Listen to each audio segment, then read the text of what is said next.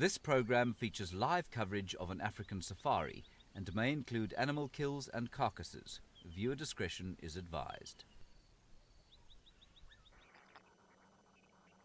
Good morning, everyone. Good morning, and welcome to a very scenic and beautiful start to the sunrise safari this morning. Isn't it just stunning? We have just stopped to admire the views from the middle of quarantine to, well, enjoy the start of the morning. My name is Lauren. I do have BK on camera today, and it's rather chilly. 16 degrees Celsius. No, I think it's 15 degrees Celsius and 59 degrees Fahrenheit. So it's very, very cold in my opinion, and I'm wrapped up. I didn't even want to put my microphone down my back. We run the pack down my back, but it's far too cold for that, so it's in my pocket. But welcome on board, everyone. Seriously, it's great to have you here. We've got quite a few families joining us today from all around the world, including here, South Africa, USA, Singapore, Australia, Canada, and Germany. So welcome. You can send in your questions. There's an email address that's going to pop up on your screen right now, kidsquestions@wildearth.tv. You can ask us anything you would like to know about the environment out here, and we shall do our very best to answer. Don't make them too difficult, of course. And I don't have any plan for the morning. I just wanted to enjoy this incredible view and start bumbling. There was a lot of ambient light last night. It was full moon. So therefore, I was hoping that we might have some predator action. Okay, BK, let's start bumbling. This is a perfect time to catch mobile animals. It's cold. They'll be mobile and scent marking, doing their duties and trying to warm up. Most mammals will move to warm up, just like us. We are mammals. And if we're cold, we'll start doing star jumps. Okay, I have absolutely no idea where I'm sending you, but it's that time in the morning that it's all exciting. So we're going to send you over to someone to say good morning.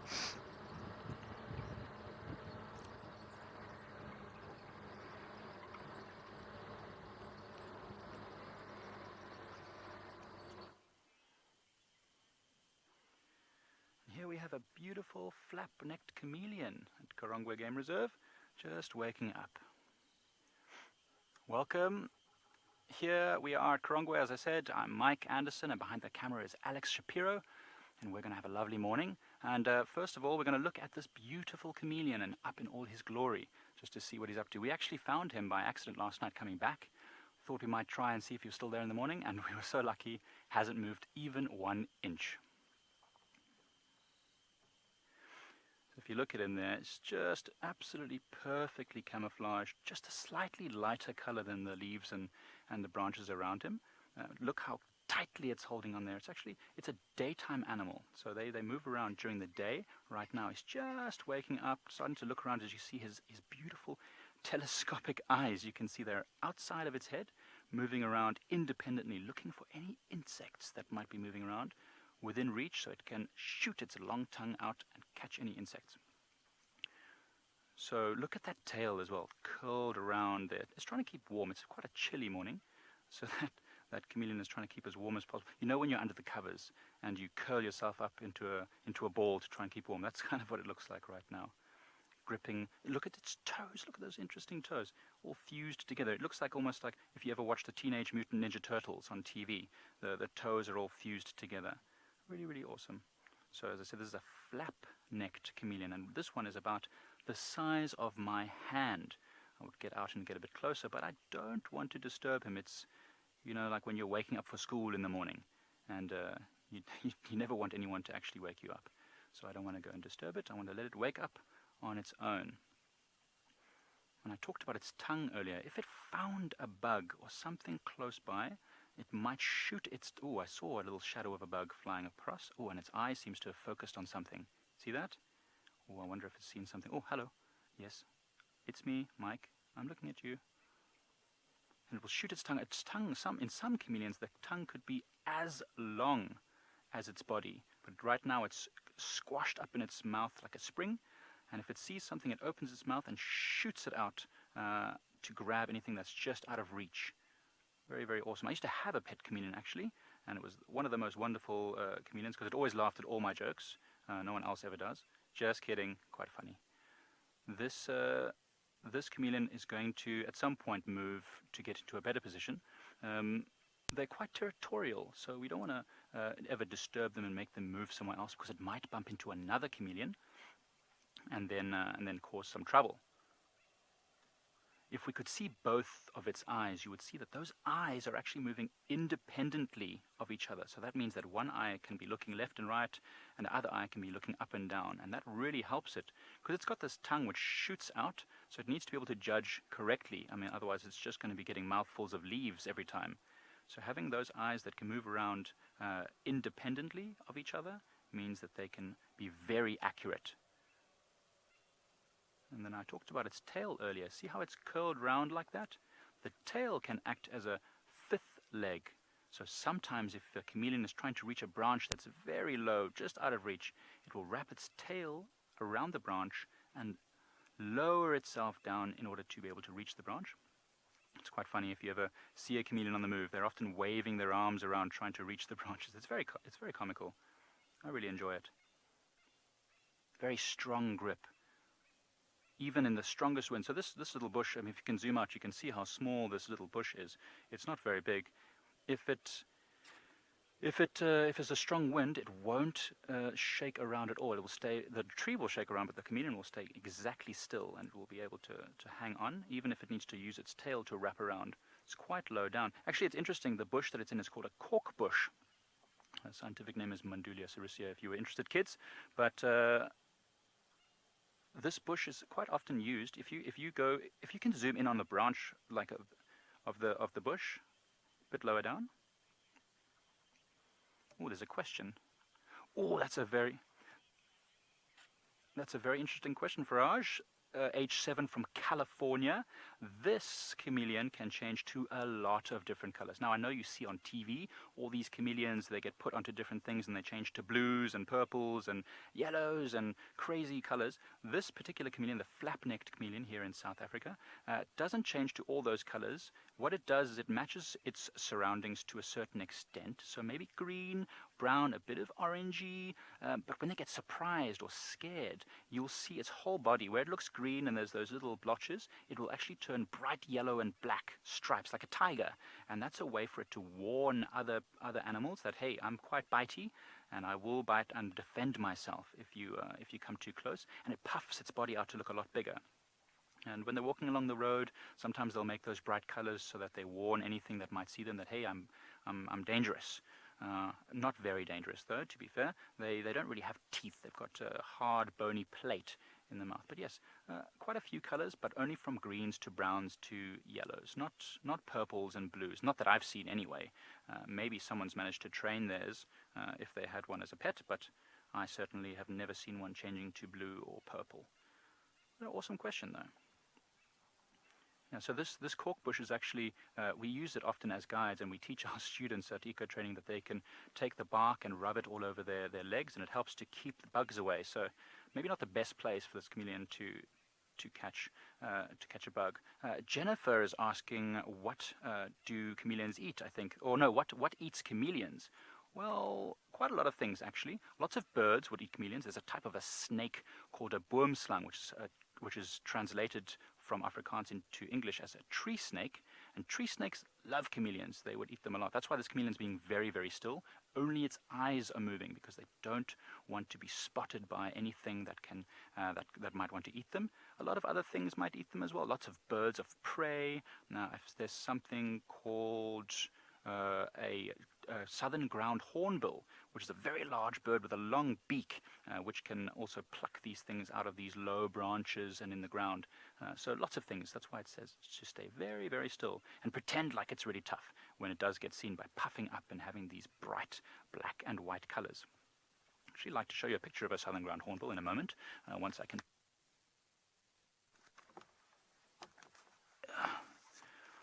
Yes, but he's staying very, very still.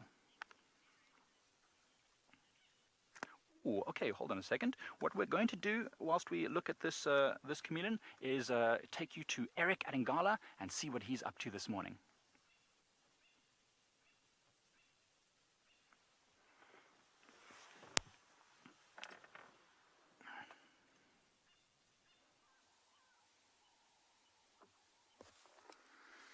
Good morning, everybody, and welcome to andBeyond and Ngala. My name is Eric, and behind me, as always, is Marcel.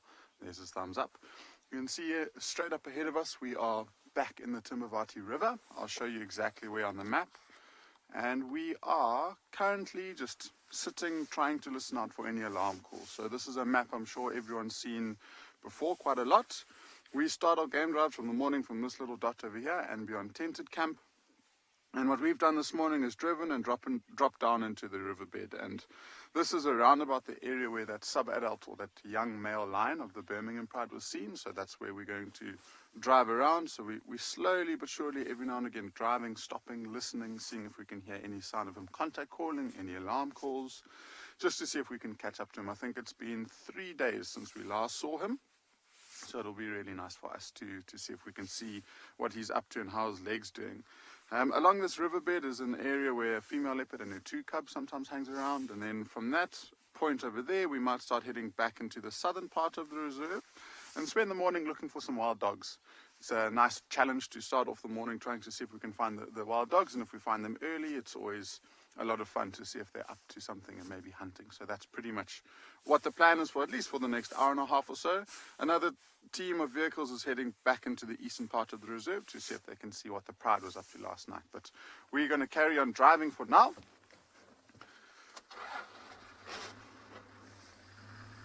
Alrighty, so it seems like this morning is starting off really, really well at Juma. Lauren, I think, is with a leopard, so let's go and see who it is.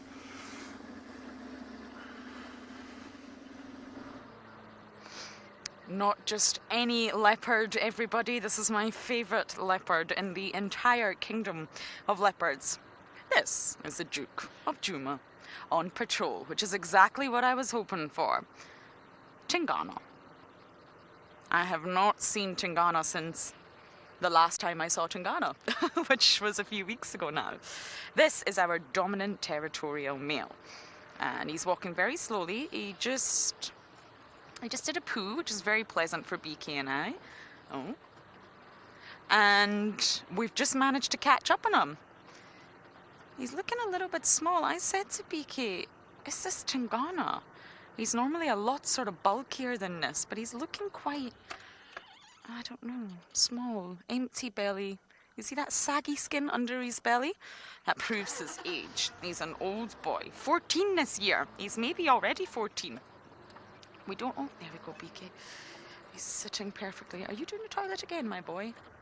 Hello, handsome.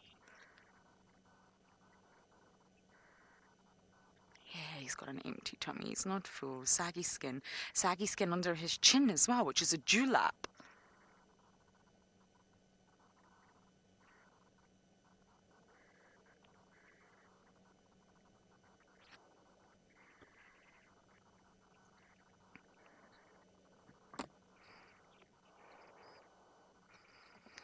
Manny, you are 10 years old in Singapore. I'm not sure I got that question. Can I see animal... Oh, I'll get Natalie to repeat it, Amani. I'm sorry. We're just going to follow Tingana.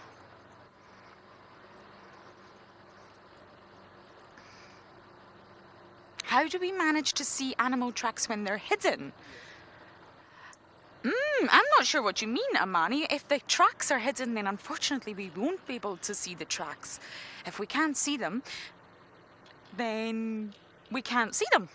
And therefore we have to look for other clues. So normally, animals like Tingana, he's a dominant territorial male, and he'll walk on the roads. So what that does is show that he's dominant. So he's saying to everyone, this is my territory. I am here. No one else can come in and no one can take this territory. And therefore, he chooses to walk on roads. It's also easy for him. BK's just going to show you each side of the road. Can you see the long grass? It's very, very long. And therefore, it takes a lot more energy to walk through the grass and walk through the thicket than it does to walk on the road. He'll also vocalize. I'm hoping that we're going to hear him saw. Leopards don't roar like lions do. They saw. And therefore, this is him saying to everyone, I'm here, I'm the boss, I'm the Duke. You are not allowed to come into my territory. So this is why we pick up on his tracks quite easily, because he is walking on the roads. If they're hidden, then it becomes a lot harder for us Amani. We have to look for other clues, maybe scat, which is what we call his poo. We call it predator scat. We maybe have to listen for audio cues. Maybe we hear him sawing from far away, but we have to think, oh, where did that noise come from? Okay, let's try and see if we can locate the animal from the noise. So there's other clues that we can look for if the tracks are hidden. I wonder if you can put any tracks on the screen, BK. Now these are going to be fresh tracks because Tingana's just making them. I think they're on the other side. Try the other side of the road where he's just walked. They're not very clear, are they? I cannot get out of the vehicle, of course, to show you, but the tracks that we see now are very fresh because he's just made them. So if I came across these tracks, Amani, I would think, oh, fresh tracks, there's a leopard in the area, and I would start to look. Okay. Just going to drive very slowly.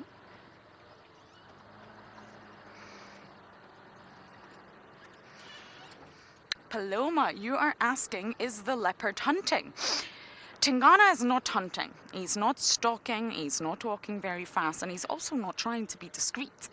Leopards hunt by stalking and in ambush, which means they need to hide so that the prey that they're stalking can't see them. They rely on camouflage, whereas he's walking on the road. Everyone can see him. So what he's doing now is he's on territorial patrol. He's patrolling. He's checking his territory, marking. I'm sure we'll see him scent mark. He's already done, well, he's done a few poos, which is delightful, but we'll also see him scoosh urine and rub his cheeks in the vegetation. And this is his way of territorial marking through scent. Leopards communicate through scent. So it's very important that he leaves his scent everywhere.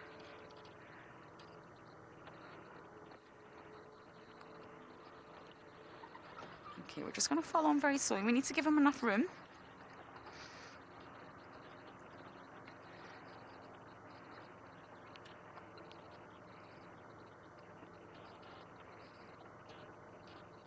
Palacha, you're 11 years old from India.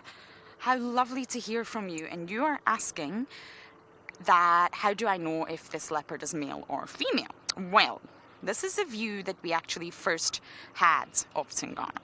And if you look very closely underneath that tail, you will see his genitals. And they're very obvious as a pair of testicles. And straight away, that means I know this is a male. I happen to recognize all the leopards around here. And you can judge just from a distance by size. Tingana's big. The female leopards that we have around here are a lot smaller than Tingana. They really are. So straight away by size, you can tell we have a boy. Then you see the genitals, and you know that we have a boy. And once we see the face of a leopard, because right now we're getting a bum shot, once you see the face, we actually recognize the individual leopards. We know them.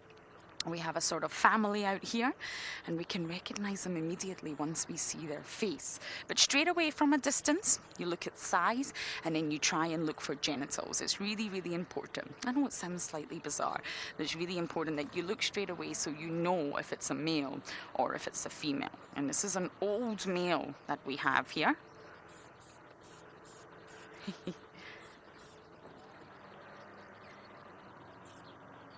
I like to get in front of the leopards so we can see them walking towards the camera. But sadly, on a road like this, I don't actually have much choice. We're going to have to just stay behind them, keep our distance, give space, and slowly but surely we're going to have the sun coming up. Can you see that orange ball of gas in the sky? It's going to pop up over the horizon soon and give us the most beautiful sunrise. Sunrise and Tingana. What more does anyone want? Hello, Tingana. So lovely to see you. And I may have to call this in on the radio soon.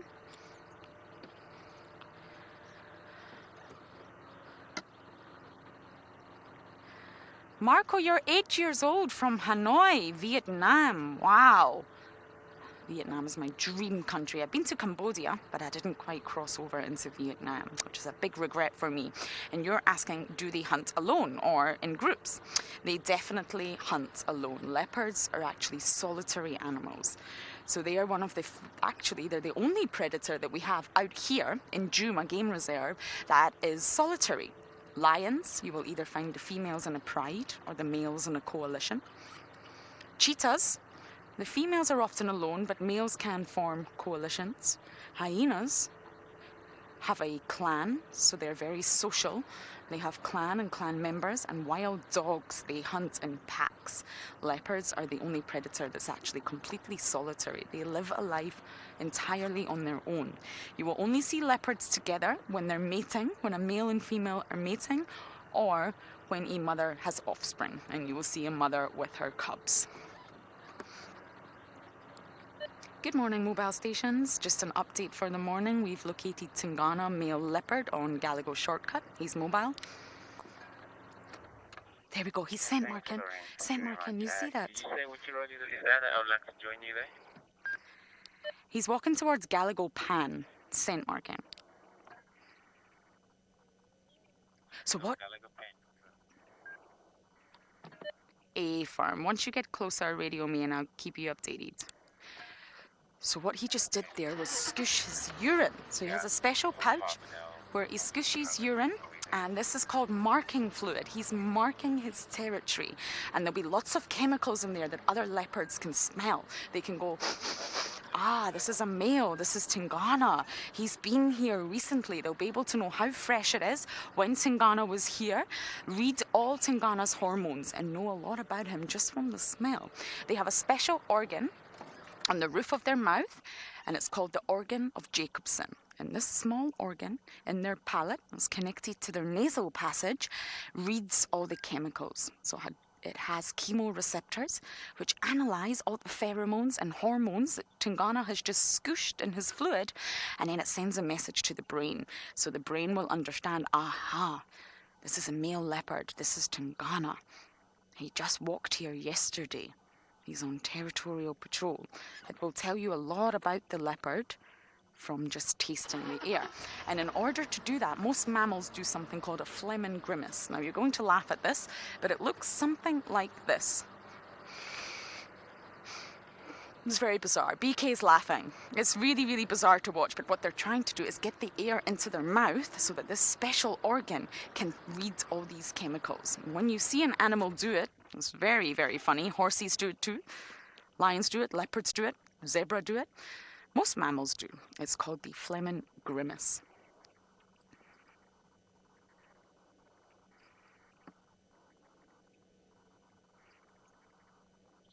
Okay, of course I'm going to keep up with my favourite leopard, but as I do that, Mr. Henry is finally out and about and really wants to say good morning.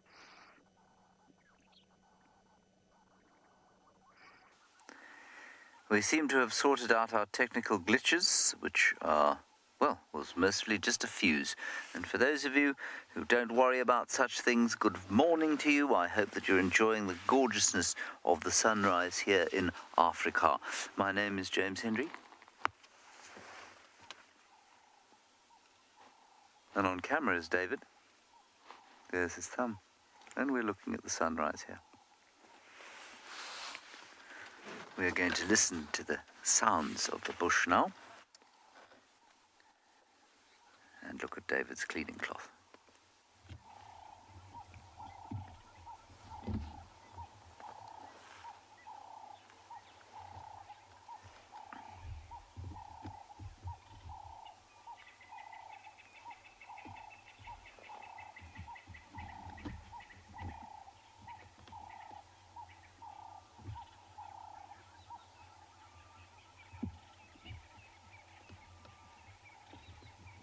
The main sounds we can hear are always the Cape turtle doves this time of the day.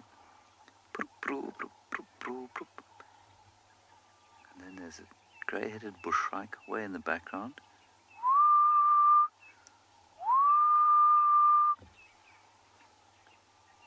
And the crested francolins.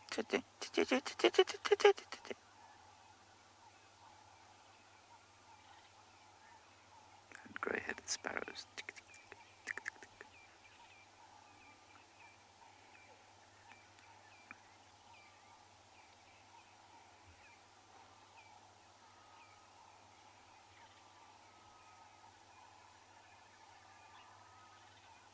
Listen how it gets louder as the sun slowly comes up.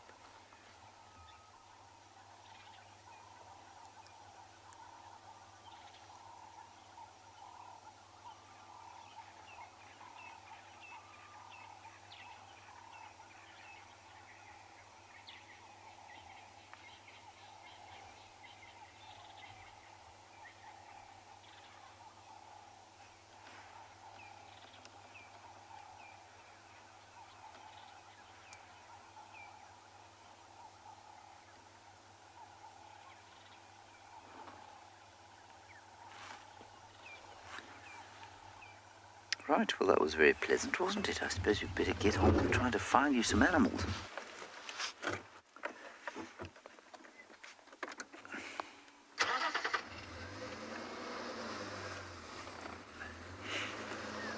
Lovely to have the old Duke already.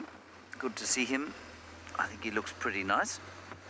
He's looking pretty healthy. Let's go back to Lauren. Maybe she can give you her thoughts on where Mulwati was yesterday. He was up in what I thought was Tingana's territory, up on the northern boundary.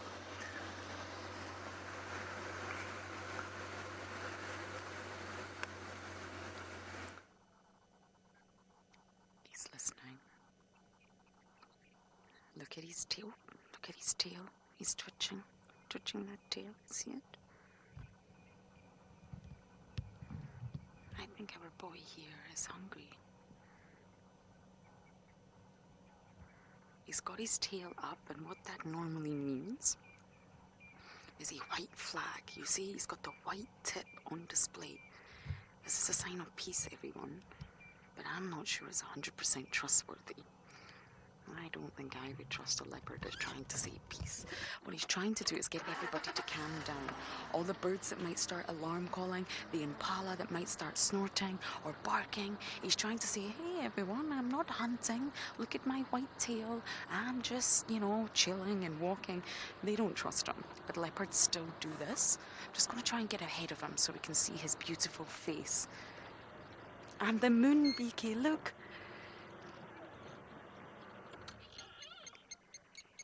Tia, you're 6 years old from Mumbai. And you're asking, how does he have so much urine to keep marking his territory? That is a really, really good question. Just like dogs, if you've ever spent time with domestic dogs, they don't scoosh that much. I always call it the scoosh pouch. They're able to store urine that is... These lapwings are very unhappy. Can you hear them? They are not happy Tingana is here. Okay, let's go round, BK. He's going to drink. Let's go round. So yes, they store urine in a special pouch. I call it the scoosh pouch, but that is really not the correct name. And they just scoosh a little bit at a time. They keep topping it up as they hydrate, and we're about to see him drink. And the full moon. Oh, this makes up for my... Tingana is drinking. And the blacksmith lapwings, ding, ding, ding, ding, ding, ding, ding, ding, are very unhappy about this.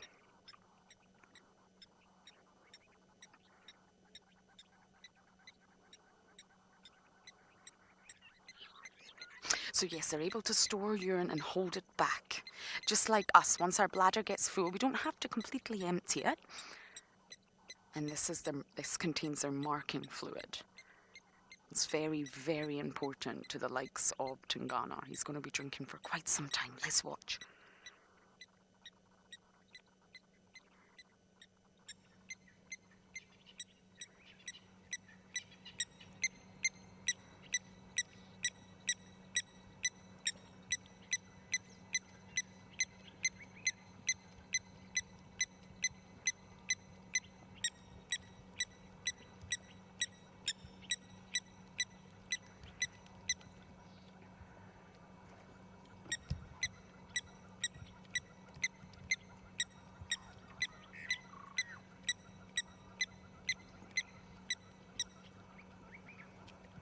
So cats drink for a really long time. Tingana will be doing this for quite some time because is he doesn't actually get that much water from his tongue into his mouth. He doesn't scoop it like a dog does. It's completely different. He's darting his tongue in and out so fast that he's actually trying to defy gravity and get the smallest amount of water into his mouth at the one time. Oh, these lapwings are really not happy.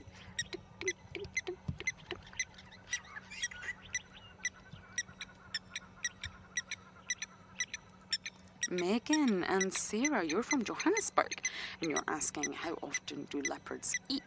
That is a tricky question to answer because they don't need to eat every single day.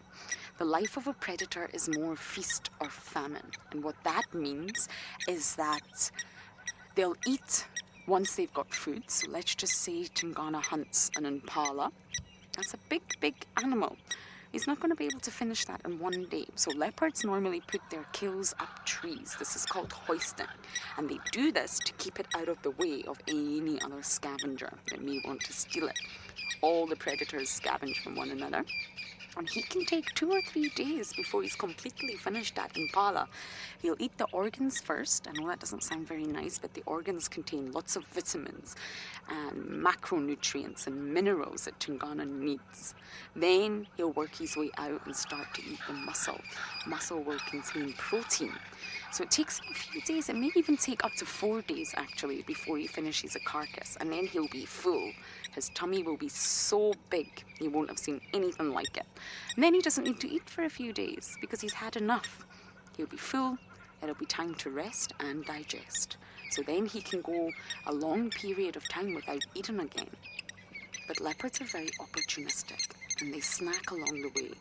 I think leopards very often snack on birds and small rodents and scrub hares, bushveld gerbils, just to tide them along when they haven't had a big kill. Making kills take a lot of energy.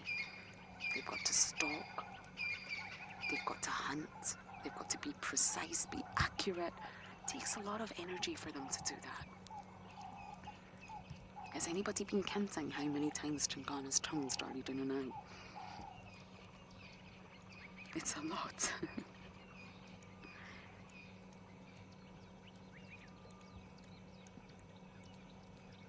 He's a thirsty boy, that's for sure.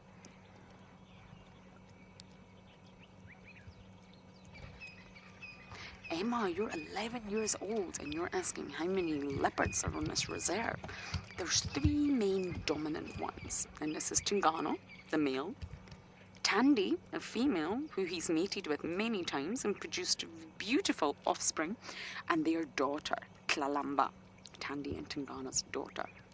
They are the dominant ones that are on Juma.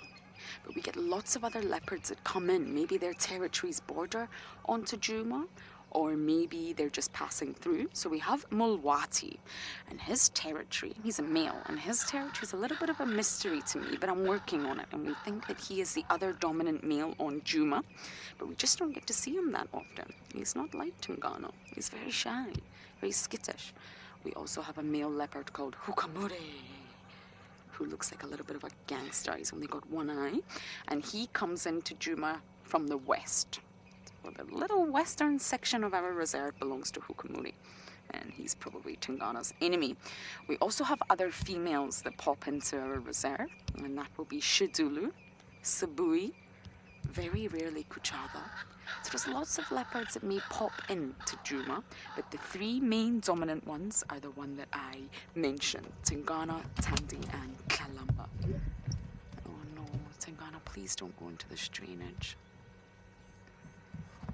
If he goes into this drainage behind us, I'm going to start up the car, BK. I'm not going to sure if I can follow. Eugene, you are 9 years old from Oklahoma. Hold on 2 seconds. Stand by, Andrew. Sorry, so he's mobile, which direction that thing was? He was drinking at the pan, but he's now heading into the drainage. How far out are you? Well, still on check it out. I'm still quite far. Yeah, just let me know if you lose the visual there. It's very possible we might. You're asking how do we recognize the leopards apart? Well, facially, they...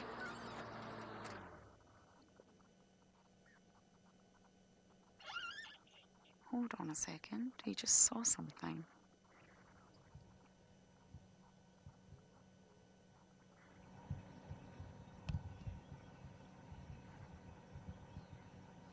Oh, what's that? Is that a hyena? It's a hyena. He saw a hyena and he ran the other way. Sorry, Eugene, I'm going to come back to your question. I just need to keep my eye. He doesn't think the hyena's seen him. Look. Look. The hyena hasn't seen him, everybody. The hyena can smell him. He's hiding. He's laid down on the grass. He's hiding. The hyena's not seen him. But you can smell him. This hyena can smell him. Is it a hound? I'm not sure. Be careful, Hyena Tingana's right there.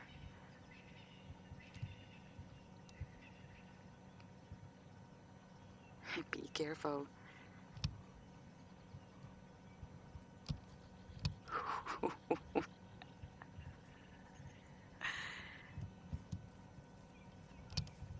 No, this is not hard. Sorry. Apologies. Hyena, that was brave. You just about walked into a huge male leopard. Yes.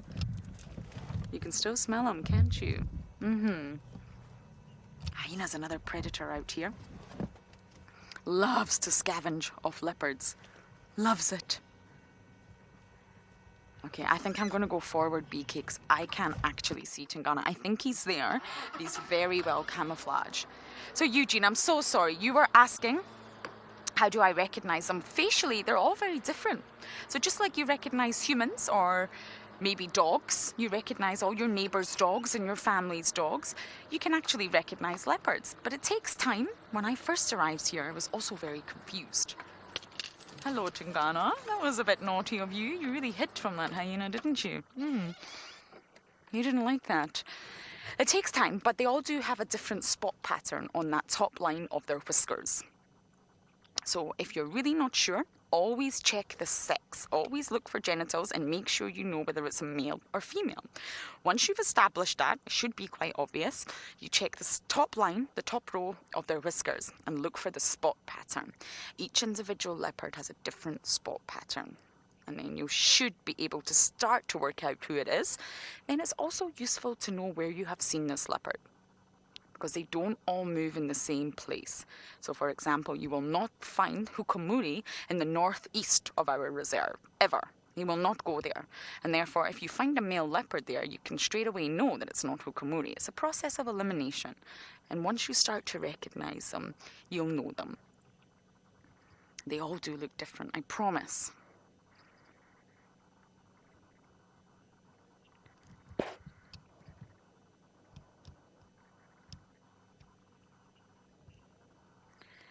Josie, you're 11 years old from Vietnam and you're asking about birthmarks. I don't know. I think you would have to be able to see their skin in order to know that, Josie.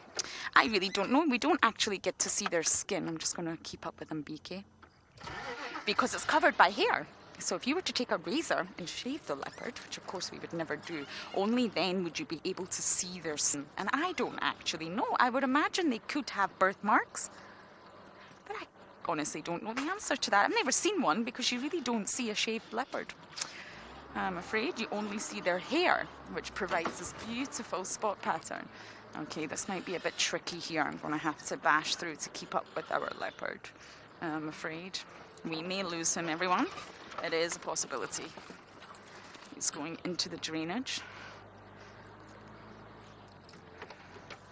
Okay, so as I bash through, hopefully we won't lose him. We're going to send you guys back across to Eric for an update.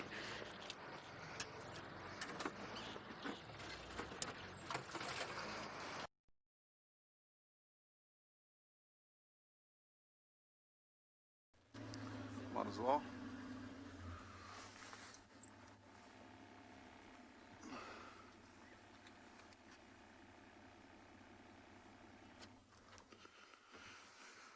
Welcome back to andBeyond Ngala. We are still in the riverbed, and there we go. Marcel's just having a bit of difficulty finding this bird. Just look at its bill, long, slender bill, quite a bare head. The This is one of the vulture species that we find here in Ngala. And with it being such a slender bill with a brown coloured head, it's called a hooded vulture. I'm sure it's just been roosting there for the whole evening, and it's just basically waiting for the day to warm up. Once there's a little bit more hot air, it will start rising, which allows this vulture to circle as high as it can, and then it will almost pick a direction to try and find some food for the day. But this vulture in particular, because it's one of the smallest vultures within the area, it's a very light vulture. So it can fly in less favorable conditions. And what this vulture will sometimes do is actually follow predators, specifically wild dogs, and wait for them to finish their movements for the morning. And if they've caught something, it's right there, and it might be able to come down and pick up the scraps. Because it's a smaller vulture, it won't be able to compete with the vultures like the white-backed vulture, which is probably the most common vulture we get here, as well as the leopard-faced, even the white-headed vultures are just to name a few. And when they're around the carcass, this hooded vulture takes the back seat. It will only really feed once the rest of them have finished. You see it's still tucking its head, probably underneath its wing, trying to keep warm, and the sun is just hitting it. And as it turns, I mean, I called it a brown head, but I think if the light catches it, it might actually be slightly more pink than brown. So this would be an adult hooded vulture. Like I mentioned, we're still in the riverbeds. Unfortunately, still no sign of that young male lion that we saw with the injury a couple of days ago. But I'm sure he's doing okay. He's a survivor, that one, so hopefully he's all right.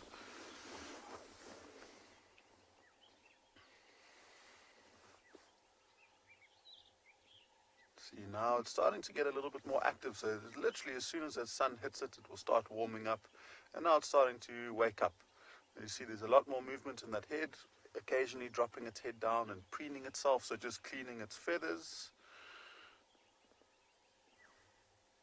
So we are going to carry on looking in the river probably for the next 10 or 15 minutes, and then we might start heading into the southern parts of the reserve, where we'll start looking for some of those wild dogs. We're going to go from one scavenger to another, and we'll see what James has.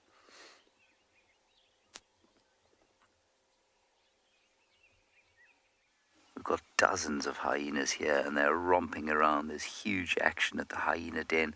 There is Ribbon. You can see she's in the den. There's another one also jumping around, about to probably do the pirouette, and then yet further hyena action further to the east of the den. It's all happening here.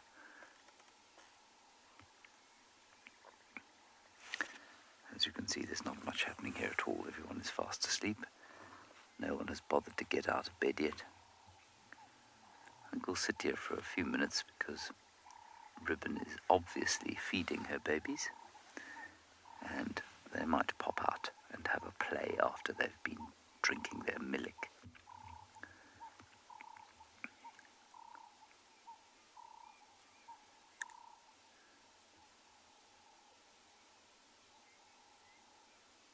So peaceful here.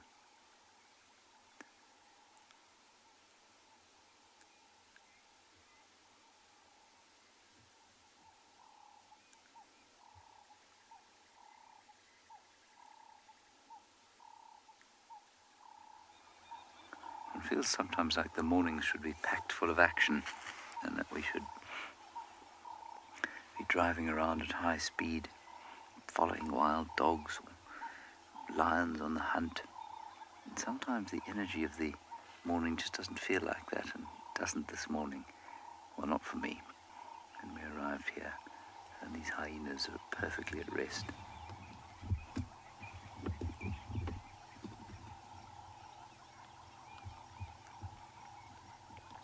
In case you haven't met them before, this is the Juma clan of hyenas. Unsurprisingly, they live at, yes, Juma. And Ribbon is the one in the hole, and she's got two little cubs in there that are now about 7 weeks old, we think.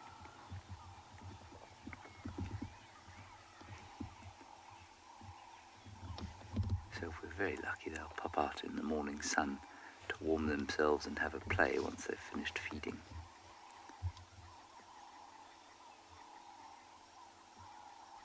But they might just stay inside and we might just see her ears.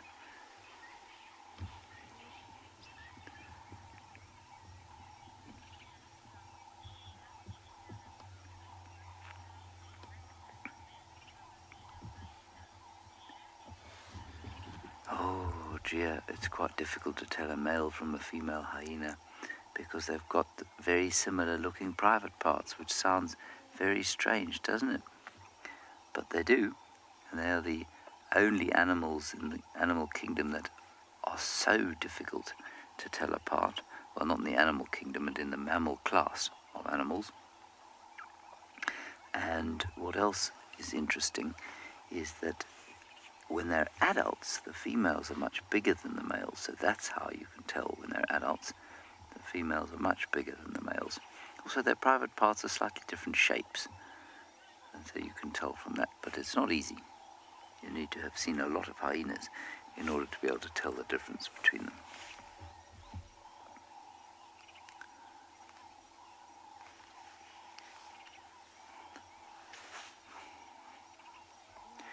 All right, kiddies, or those of you younger than 18, the exclusivity to which you have been subjected over the last little while is now over. And now you must muck in with the rest. You can ask, the rest of you can ask your questions now using the hashtag WildEarth on the tweet. Otherwise, you can use the chat stream on YouTube or on Twitch. And kids, you can use those platforms too, or you can use the email address, whatever you like. We're going to sit here for another, I think, 10 minutes before we decide to press on and see what else the Lowveld has to offer us today. Just a little bit of orientation. I think a lot of the time we use terms that are probably a little confusing if you've just tuned in. The Lowveld is the area that is about 400 meters above sea level. It's on the eastern side of the Drakensberg mountain range in the northeastern parts of South Africa. And Lowveld just means lowland, basically. And so these are referred to as the lowlands. And it's characterized by this broadleafed woodland to a large extent. And in it is the Greater Limpopo Transfrontier Park and a lot of other private nature reserves. It's known as a very game-rich or game reserve-rich area. Sorry about that, that's just Dave cleaning the mist off the lens as the heat slowly seeps into this chilly morning. And we're on the western parts of that great wilderness, which is now 3.5 million acres, at least hectares in extent. And we're on a private reserve called Juma. All of it open to the 3.5 million hectares that is the Limpopo Transfrontier Park. I could draw you a map, but A, I can't draw, and B, if I got out of the car to try and draw it on the sand here, I think the hyenas would take a dim view.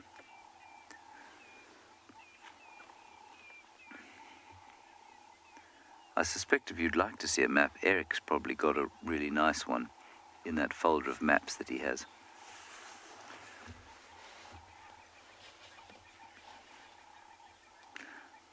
Palaksha, you're 11 and wondering how we name how we name hyenas. Palaksha, we name hyenas through a complicated process of voting that would make the Indian general election look like a very average Sunday afternoon game.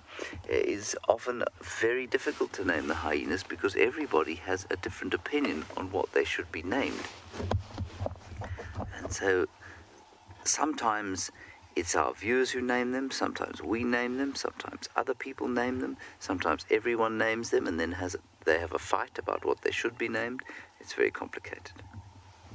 There's no real method to how it's done. It's a free-for-all each time.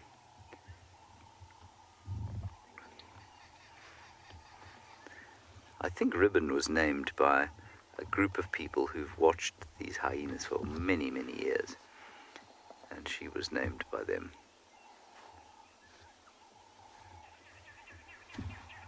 They're a group of people that have spent a lot of time and expended a lot of energy identifying and understanding the dynamics of the Juma clan.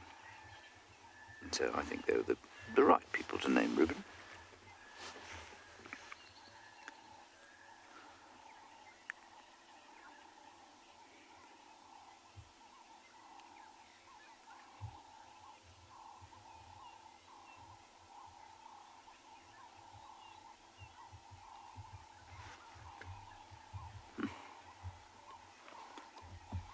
So we'll give it till 7 o'clock. And then we'll press on. Just feels like one of those days, though, that we need to chill in, chill out.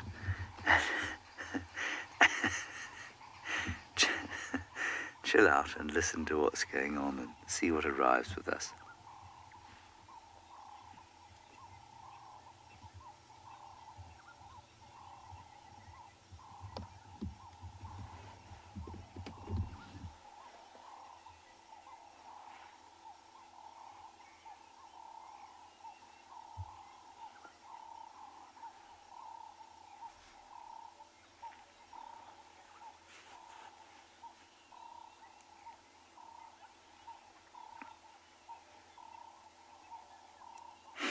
Hello, Limping Lemon. What a name. Limping Lemon, you are incorrect that hyenas have both sex organs, in other words, that they are hermaphrodites. This was thought for many years to be true, and the reason that people thought it was true is that the females have got an enlarged clitoris or pseudo-penis, and it makes it extremely difficult to tell the difference between male and female. So the male penis is pinched on the end, and the female's pseudo-penis is not pinched on the end. And there are various very complicated reasons for why the females have this strange anatomy. But basically, the urogenital canal is combined, and they give birth through the pseudo-penis, they mate through the pseudo-penis, and they don't actually have a vaginal opening at all. Internally, they have a uterus, they have ovaries, same as many other carnivores, but the external genitalia and the pathways into the internal reproductive tract are extremely unusual. And this masculinization of the female hyenas is born of a lot of sort of pseudo-male hormone, androstenedione, that flows through their bodies and masculinizes their genitalia. And there are complicated evolutionary reasons for it. They're not the only mammalian species where the females dominate the males. There are a number of primate species that it happens in, a couple of whale species as well. And they are, however, the only species in which this strange genitalia occurs. And they totally dominate the males. They're much bigger than the males, and the males keep their distance when an angry female, especially a dominant angry female, is around.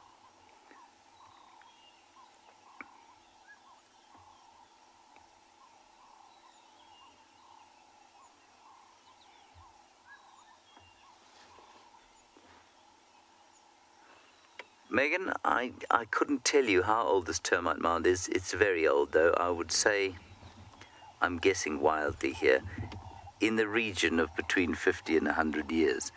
We are sitting where we are now, I'm going to say 20 meters from the center of the mound, and we're still sitting on the mound. So it extends well beyond just the tip of the iceberg, as it were, that's sticking out the top. So a very old mound like this could be at least 100 years old. Remember, though, that it doesn't necessarily just grow up like this over the course of 100 years.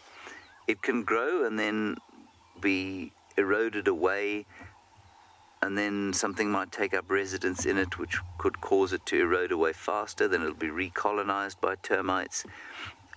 You know, it's difficult to age them. But I'd say this one must be pushing 100. You could age them if you went right into the middle there and found some organic material from the termites that originally lived there and carbon dated it, I suppose, or dated it in some other way.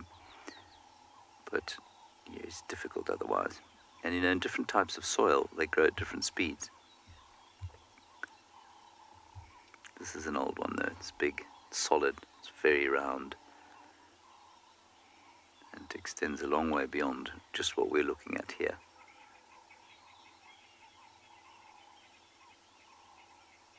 It's an impressive construction, isn't it? You consider the tiny little things that built it. No castle moat. That's also a very interesting question. It's an interesting phenomenon that happens with hyenas. Not only the male, excuse me, it's not only the dominant females that mate, which is the case in, say, wild dog packs or mongoose troops. Here, all the females can mate and all of them can have babies. They just probably wouldn't give birth to them over here.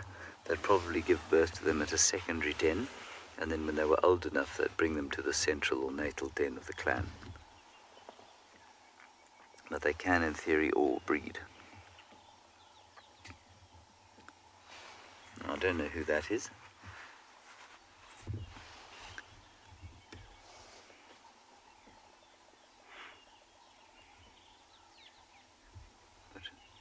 But he or she looks very satisfied and peaceful with life. Maybe she'll come over and say hello to Ribbon, which might inspire some sort of action.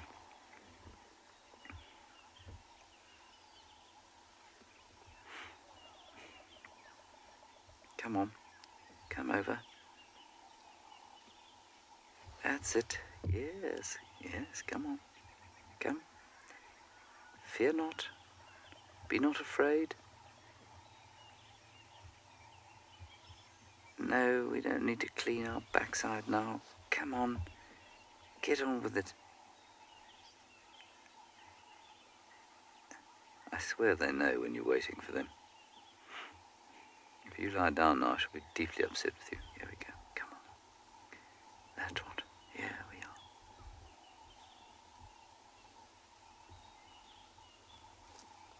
Yes, you can say hello to that one, but make it a perfunctory greeting. That's fine. Hi there. Sniff, sniff, lick, lick. Move on.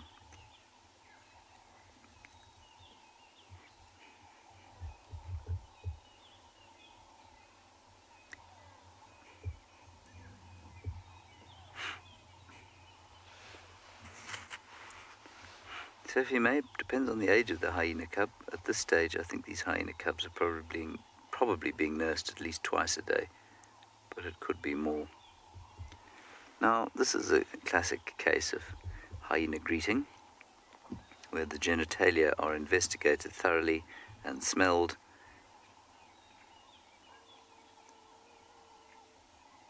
I think I can hear the little ones.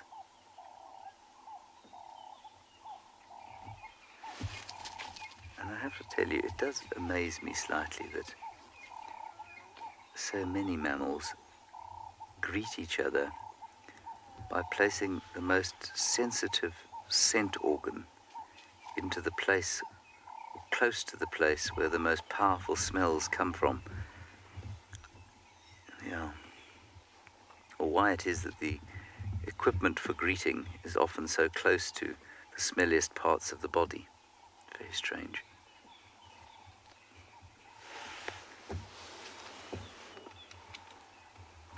Go ahead.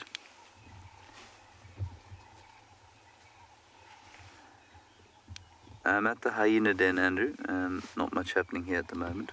There are 3 hyenas here.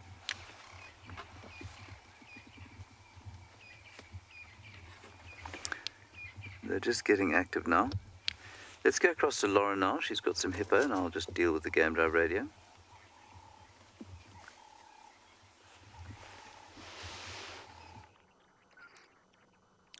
the dam.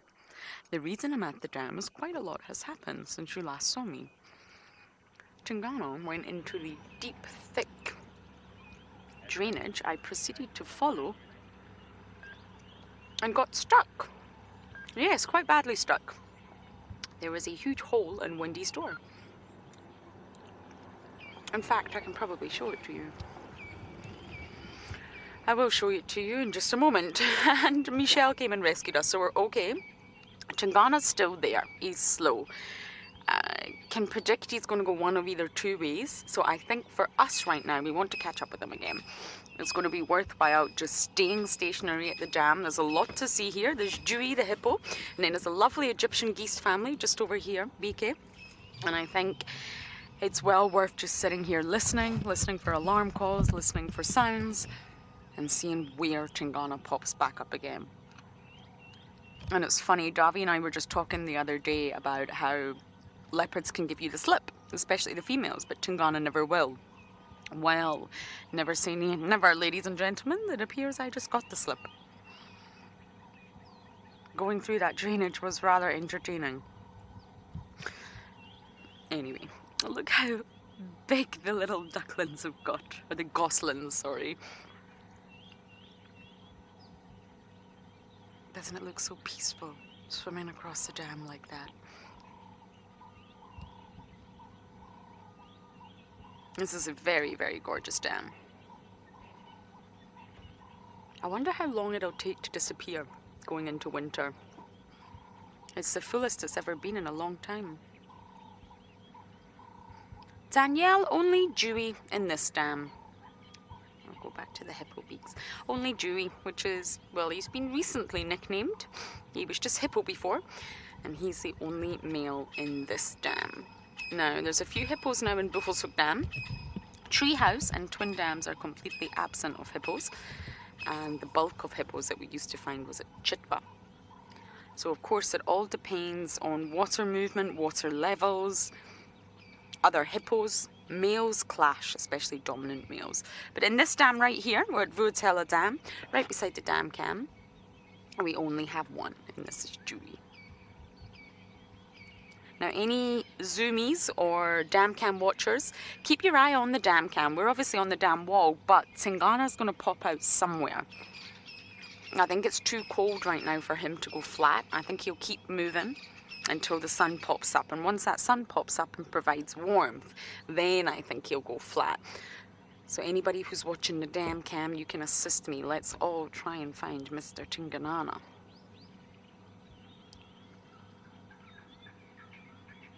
He's somewhere in this drainage. And you know, come winter, when all the vegetation recedes and dies, the landscape's going to completely change. You will all be shocked at the difference, and it'll be so much easier to follow animals through the block. In fact, it'll be a pleasure to follow animals, but in summer it's just so thick. I'm going to try and show you the door.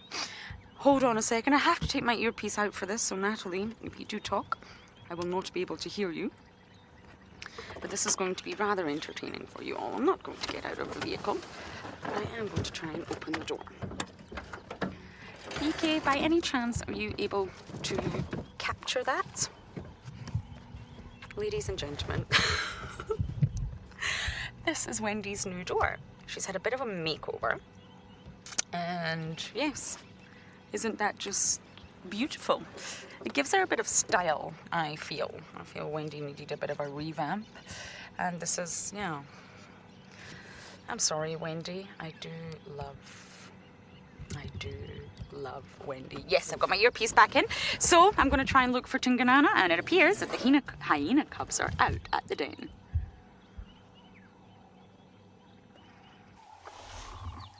Hooray, look at this. Joy and rapture. Hyena bebes. Hello, little hyena bebe. Two hyena bebes.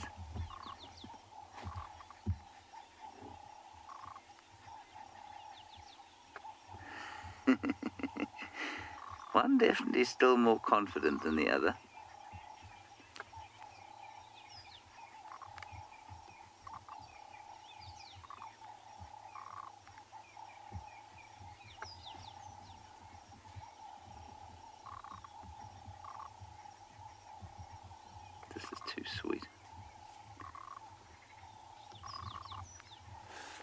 We're so lucky with these things, you know. It's so lucky to have a den.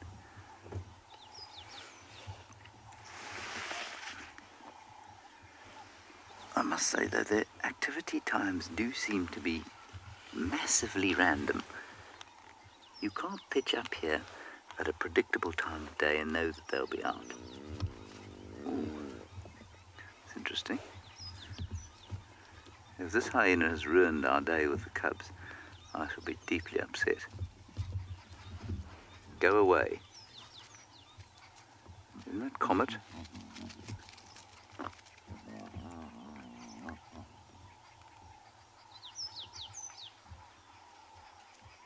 Original fist, apparently the slope on the hyena's back and the back of most animals that are sloped like this, such as the wildebeest, is stamina.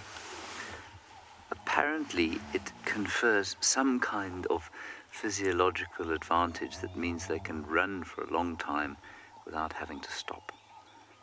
And that how that's facilitated by the sloping back, I don't really understand. But that's what it is. I used to think that it therefore would mean that they were a bit slower than some other creatures, and hyenas are a bit, but it's not because of the sloping back, I don't think.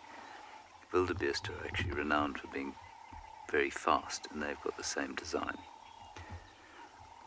I'm not entirely convinced I buy that argument.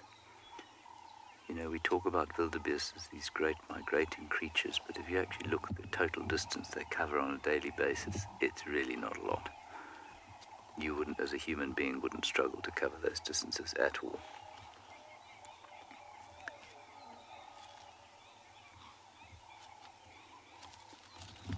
No, you're now causing a problem. Let's see if the little ones come out now. Oh, there we go. Yes, here we are.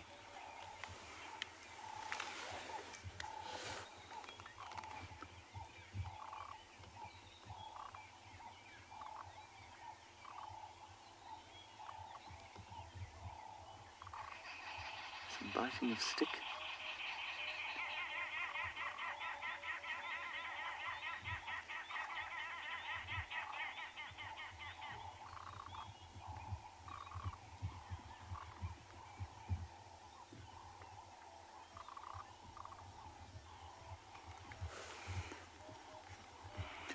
Now, who is this other hyena? Does anyone know?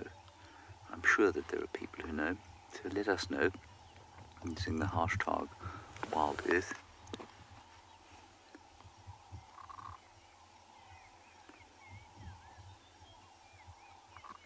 Because if it's Comet, I suspect that he's the father.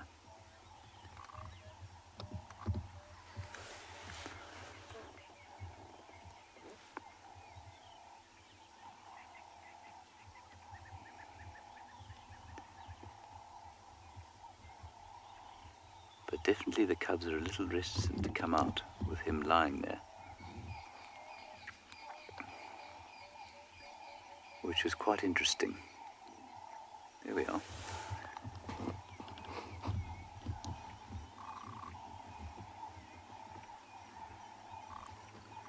There's another vehicle coming in, and quite interestingly, the cub immediately ran back inside. So they're very aware of the vehicles.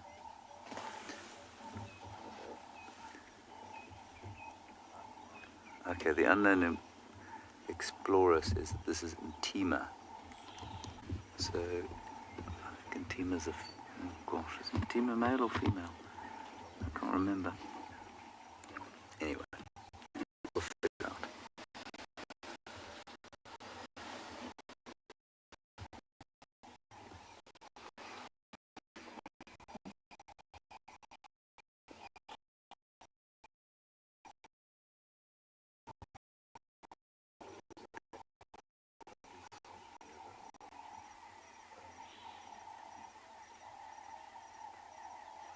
Sorry, I'm just trying to direct the others in.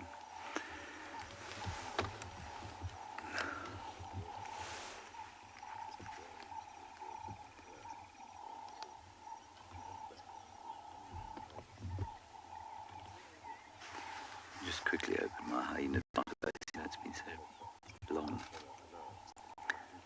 I've spent extended